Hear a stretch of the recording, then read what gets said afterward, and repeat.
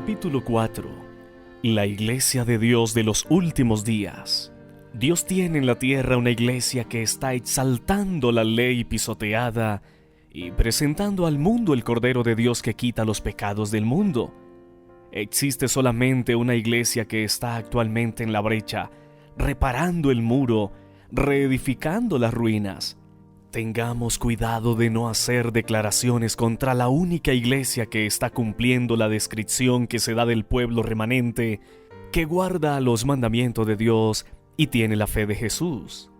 Dios tiene un pueblo distinto, una iglesia en la tierra que no es inferior a ningún otro, sino superior a todos en su capacidad de enseñar la verdad y vindicar la ley de Dios. Hermano mío, si usted está enseñando que la iglesia adventista del séptimo día es Babilonia, está equivocado.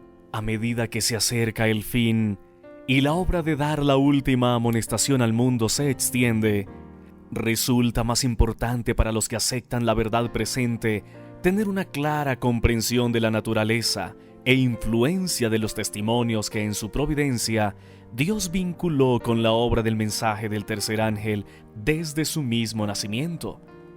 Los hombres pueden valerse de un medio tras otro, y el enemigo tratará de seducir a las almas para apartarlas de la verdad.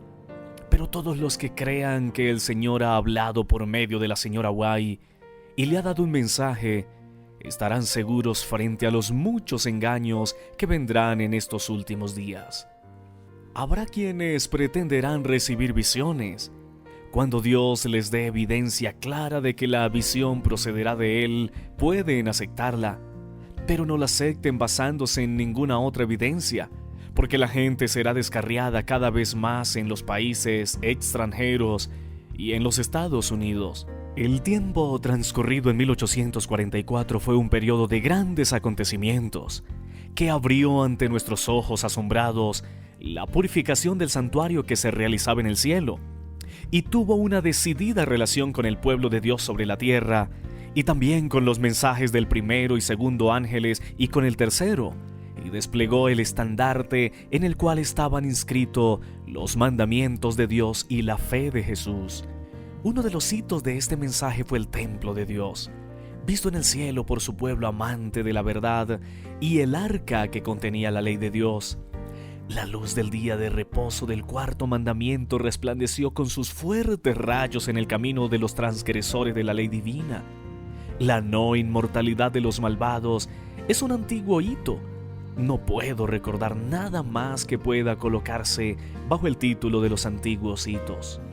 El Señor nos ha hecho los depositarios de su ley. Nos ha confiado una verdad sagrada y eterna que debe predicarse a otros mediante advertencias fieles y reprensiones de aliento. Los adventistas del séptimo día han sido elegidos por Dios como el pueblo particular, separado del mundo.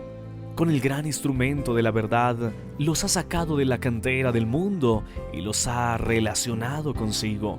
Ha hecho de ellos representantes suyos y los ha llamado a ser sus embajadores durante esta última fase de la obra de salvación. Les ha encargado que proclamen al mundo la mayor suma de verdad que se haya confiado alguna vez a seres mortales. Las advertencias más solemnes y terribles que Dios haya enviado alguna vez a los hombres. En un sentido muy especial, los adventistas del séptimo día han sido colocados en el mundo como centinelas y transmisores de luz. A ellos ha sido confiada la tarea de dirigir la última amonestación a un mundo que perece. La palabra de Dios proyecta sobre ellos una luz maravillosa. Una obra de la mayor importancia les ha sido confiada: proclamar los mensajes del primero, segundo y tercer ángel. Ninguna otra obra puede ser comparada con esta, y nada debe desviar nuestra atención de ella. A medida que nuestros miembros fueron aumentando, resultó evidente que sin alguna forma de organización habría gran confusión y la obra no se realizaría con éxito. La organización era indispensable para proporcionar sostén al ministerio, para dirigir la obra en nuevos territorios, para proteger tanto a las iglesias como a los ministros de los miembros indignos, para conservar las propiedades de la iglesia, para la publicación de la verdad por medio de la prensa y para muchos otros propósitos. Nos fue dada luz por su espíritu en el sentido de que debía haber orden y disciplina cabal en la iglesia. La organización era esencial. El sistema y el orden se manifiestan en todas las obras de Dios y en todo el universo. El orden es la ley del cielo y debe ser la ley del pueblo de Dios en la tierra. A menos que las iglesias estén organizadas de tal manera que puedan establecer e imponer el orden, no tienen ninguna esperanza que abrigar para el futuro. Oh, cuánto se regocijaría Satanás si lograra tener éxito en sus esfuerzos para penetrar entre este pueblo y desorganizar la obra en un tiempo en que la organización esmerada es esencial y constituirá el mayor poder para evitar los movimientos espurios y refutar las ideas que no son apoyadas por la palabra de Dios. Necesitamos sostener en forma pareja las riendas a fin de que no se quebrante el sistema de organización y orden que fue edificado por una labor sobria y cuidadosa. No se debe dar licencia a los elementos desordenados que desean controlar la obra en este tiempo.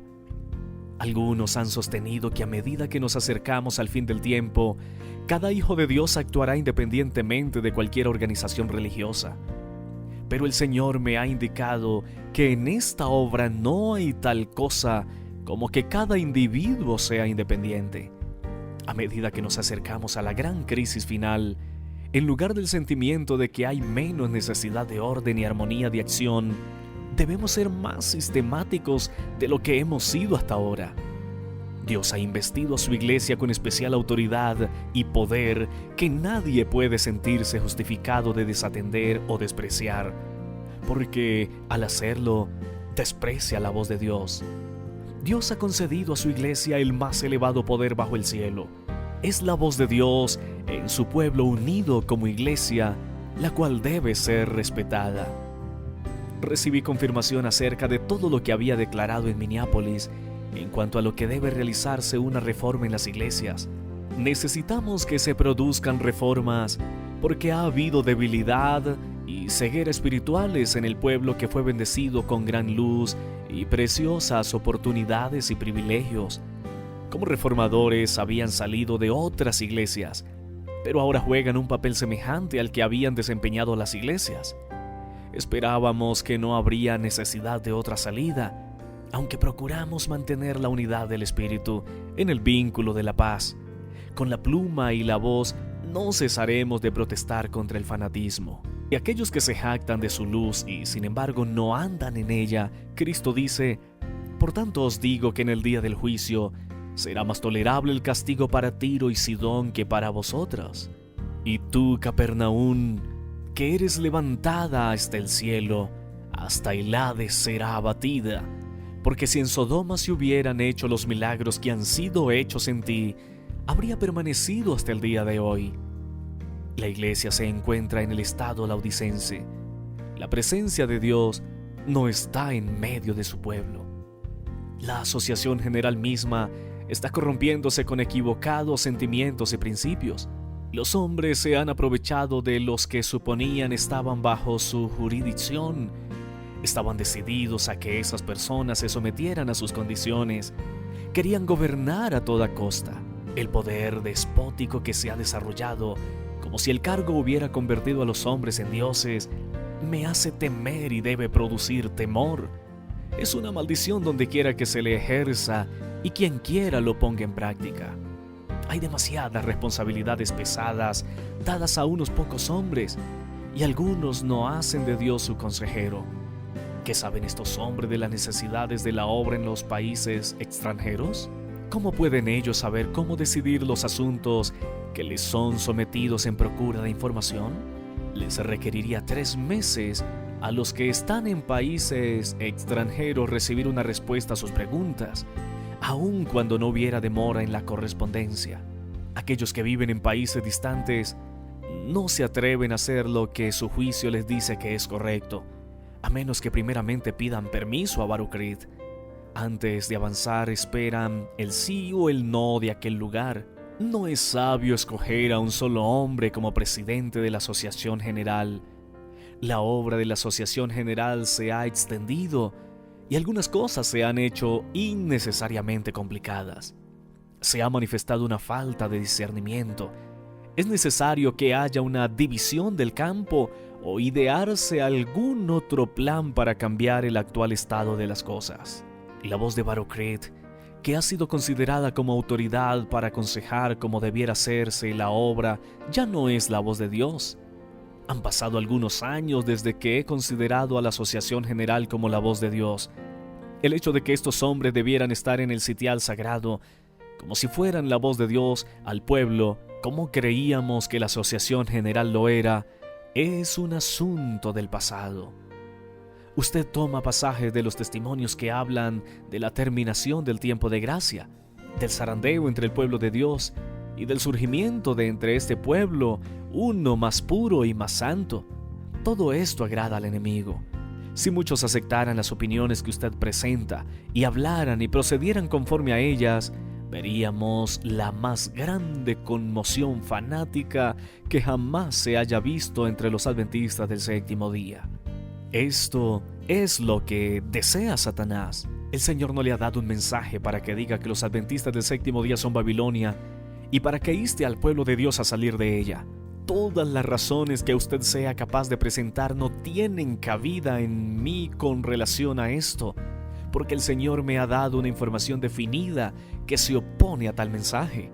Sé que el Señor ama a su iglesia, la cual no ha de ser desorganizada ni dispersada en átomos independientes. No existe la menor lógica en esto, ni hay la más mínima evidencia de que ocurrirá tal cosa. Les recuerdo, hermanos míos, que el Señor tiene un cuerpo organizado por medio del cual Él trabaja. Cuando alguien se está apartando del cuerpo organizado, el pueblo que guarda los mandamientos de Dios, cuando comienza a pesar la iglesia en sus balanzas humanas y a pronunciar juicios contra ella, pueden estar seguros de que Dios no lo está dirigiendo. Está en el camino equivocado. No hay necesidad de dudar ni de temer que la obra no tenga éxito. Dios encabeza la obra y Él pondrá en orden todas las cosas. Si hay que realizar ajustes en la plana directiva de la obra, Dios se ocupará de eso y enderezará todo lo que esté torcido. Tengamos fe en que Dios conducirá con seguridad hasta el puerto el noble barco que lleva al pueblo de Dios. ¿No tiene Dios una iglesia viva? Él tiene una iglesia, pero es la iglesia militante, no la iglesia triunfante. Lamentamos que haya miembros defectuosos, que haya cizaña en medio del trigo. Aunque existen males en la iglesia y lo sabrá hasta el fin del mundo, la iglesia ha de ser en estos últimos días luz para un mundo que está contaminado y corrompido por el pecado. La iglesia debilitada y deficiente, que necesita ser reprendida, amonestada y aconsejada, es el único objeto de esta tierra al cual Cristo concede su consideración suprema. Los baluartes de Satanás nunca triunfarán. La victoria acompañará al mensaje del tercer ángel. Así como el capitán de la hueste del Señor derribó los muros de Jericó, el pueblo que guarda los mandamientos del Señor triunfará y todos los elementos opositores serán derrotados. Lo que queremos ahora es una reorganización. Deseamos comenzar en el fundamento y edificar sobre un precipicio diferente. Aquí hay hombres que están a la cabeza de nuestras diferentes instituciones, de los intereses educacionales y de las asociaciones en diferentes localidades y estados. Todos ellos han de mantenerse como representantes para tener voz en la tarea de moldear e idear los planes que deberán llevarse a cabo. Es preciso que haya más de una, dos o tres personas para considerar todo el vasto campo. La obra es grande y no hay ninguna mente humana que pueda planear sola la obra que necesita hacerse. Ahora les digo que Dios no ha puesto en nuestras filas ningún poder monárquico para controlar esta o aquella rama de la obra. La obra ha sido grandemente restringida por los esfuerzos de controlarla en cada área. Debe haber una renovación, una reorganización. Han de incorporarse en las comisiones un poder y una fuerza que son necesarios. Hay que formar nuevas asociaciones. ¿Está de acuerdo con el plan de Dios que se organice en Australia la unión de asociaciones? No es necesario escribir a Barrow Creek a miles de kilómetros en busca de consejo y luego tener que esperar semanas hasta que llegue una respuesta. Los que están precisamente en el lugar deben decidir qué se hará. ¿Quién suponen ustedes que ha estado entre nosotros desde que comenzó este congreso? ¿Quién ha mantenido a distancia los rasgos objetables que generalmente aparecen en esta reunión? ¿Quién ha caminado de arriba a abajo por los pasillos de este tabernáculo? El Dios del cielo y sus ángeles. Y no vinieron aquí para despedazarnos, sino para darnos una mente juiciosa y apacible. Han estado entre nosotros para obrar las obras de Dios, para mantener alejados a los poderes de las tinieblas, para que no sea obstaculizada la obra de Dios que ha planeado que se haga. Los ángeles de Dios han estado obrando entre nosotros. Jamás en mi vida he estado tan asombrada que al ver el giro que han tomado las cosas en este congreso. Esta no es nuestra obra, Dios la ha originado. Se me había dado instrucción al respecto, pero no pude comprenderla hasta que en esta reunión se completó la elaboración de los planes. Los ángeles de Dios han estado caminando de un lado al otro entre esta congregación. Quiero que cada uno de ustedes recuerde esto y también quiero que recuerden que Dios ha dicho que sanará las heridas de su pueblo. El Señor obró poderosamente en favor de su pueblo durante el Congreso de la Asociación General. Cada vez que pienso sobre esa reunión, viene sobre mí una grata solemnidad que envía un resplandor de gratitud a mi alma. Hemos visto las pisadas majestuosas del Señor nuestro Redentor. Alabamos su santo nombre porque Él ha traído liberación a su pueblo. Ha sido necesario organizar uniones de asociaciones, para lo que la Asociación General no ejerza una dictadura sobre todas las asociaciones separadas. El poder conferido a la asociación no debe centrarse en un hombre o dos o seis. Debe haber un concilio de hombres sobre las divisiones separadas. Ahora no podemos alejarnos del fundamento que Dios ha colocado. No podemos entrar en ninguna nueva organización porque esto significaría apostatar de la verdad. Se me ha instruido que diga a los adventistas de todo el mundo que Dios nos ha llamado como un pueblo que ha de constituir un tesoro especial para Él. Él ha dispuesto que su iglesia en la tierra permanezca perfectamente unida en el Espíritu y el consejo del Señor de los ejércitos hasta el fin del tiempo. A veces, cuando un pequeño grupo de hombres encargados del manejo general de la obra procuró ejecutar en nombre de la Asociación General planes imprudentes y restringir la obra de Dios, he dicho que ya no podía considerar la voz de la Asociación General, representada por estos pocos hombres, como la voz de Dios. Pero esto no quiere decir que no haya que respetar las decisiones de un congreso de la Asociación General, compuesto de una asamblea de hombres debidamente nombrados como representantes de todas las partes del campo. Dios ordenó que tengan autoridad los representantes de su iglesia de todas las partes de la tierra cuando están reunidos en el Congreso de la Asociación General. El error que algunos se hallan en el peligro de cometer consiste en dar a la mente y al juicio de un solo hombre o de un pequeño grupo de hombres la plena medida de autoridad e influencia que Dios ha investido en su iglesia, en el juicio y la voz de la Asociación General congregada para planear la prosperidad y el progreso de su obra. Dios ha investido a su iglesia con especial autoridad y poder que nadie tiene derecho de desatender y despreciar, porque el que lo hace desprecia la voz de Dios. Me siento animada y bendecida al comprender que el Dios de Israel sigue conduciendo a su pueblo y que continuará con él hasta el fin. Le dije a la señora Lida cómo mi madre consideraba la experiencia de la iglesia remanente y respecto a su enseñanza positiva de que Dios no permitiría que esta denominación apostatara tan completamente que ocurriera el surgimiento de otra iglesia. En una ocasión al mediodía estaba escribiendo sobre la obra que habría de haberse hecho en el último congreso de la Asociación General en 1901. Si los hombres en cargos de confianza hubieran seguido la voluntad y el camino de Dios, aquellos que habían tenido gran luz no habían caminado en ella. La reunión terminó y no se había efectuado un cambio de actitud. Los hombres no se humillaron ante el Señor como deberían haberlo hecho, y el Espíritu Santo no fue impartido. Había escrito hasta ese momento cuando perdí el conocimiento y me pareció estar presenciando una escena en Battle Creek. Estábamos reunidos en el auditorio del tabernáculo. Se ofreció una oración, se cantó un himno y nuevamente se ofreció una oración. Se hizo ante Dios una fuerte súplica. La reunión se caracterizaba por la presencia del Espíritu Santo. Nadie parecía demasiado orgulloso como para no hacer una confesión sincera, y los que tomaron la iniciativa en este proceder eran los que tenían influencia, pero que antes no habían tenido el valor de confesar sus pecados. Había un regocijo como nunca antes se había experimentado en el tabernáculo. Entonces desperté de mi inconsciencia y por un rato no pude darme cuenta dónde estaba. Mi pluma estaba aún en mi mano. Se me dijeron estas palabras: esto es lo que podría haber sido.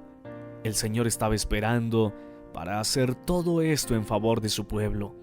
Todo el cielo estaba esperando para manifestar su benevolencia. Pensé en dónde podríamos haber estado si en el último congreso de la Asociación General se hubiera realizado una obra cabal.